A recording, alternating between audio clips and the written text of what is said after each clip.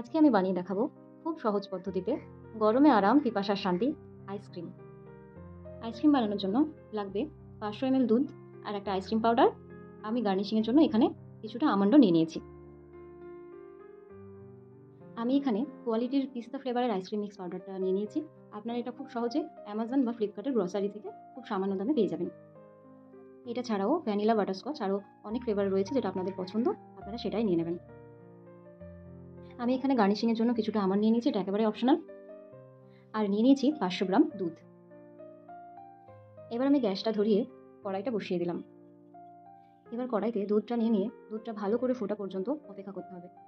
দুধটা গরম হয়ে গেলে এর মধ্যে ধীরে ধীরে আইসক্রিম পাউডারটা দিতে থাকতে হবে এবং একই সঙ্গে নাড়াতে থাকতে হবে। এই প্রসেসটা একটু সাবধানে করতে হবে যাতে আইসক্রিম পাউডারটা গুটলি পাকিয়ে না যায়।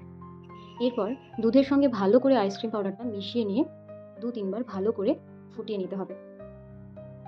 এরপর গ্যাস বন্ধ করে এই মিক্সচারটা একটা বাটিতে ঢেলে নিতে হবে। এরপর অপেক্ষা করতে হবে এটা কমপ্লিটলি ঠান্ডা হওয়া পর্যন্ত। ঠান্ডা হয়ে এলে এটাকে ডিপ ফ্রিজে ঢেকে 2-3 ঘন্টার জন্য রেখে দিতে হবে। 3 ঘন্টা পর এটা দেখতে এরকম হয়েছে। এবার এটাকে একটা চামচের সাহায্যে ভেঙে ভেঙে মিক্সিং জারে নিয়ে নিতে হবে। এই পুরোটা মিক্সিং জারে নিয়ে নিতে হবে। এবার গ্রাইন্ডারে 1-2 মিনিট ভালো করে গ্রাইন্ড করে নিয়ে এরকম একটা স্মুথ পেস্ট বানিয়ে নিতে হবে। এরপর এরকম একটা এয়ারটাইট কন্টেনার নিয়ে ওই পেস্টটাকে কন্টেনারের মধ্যে ঢেলে দিতে হবে।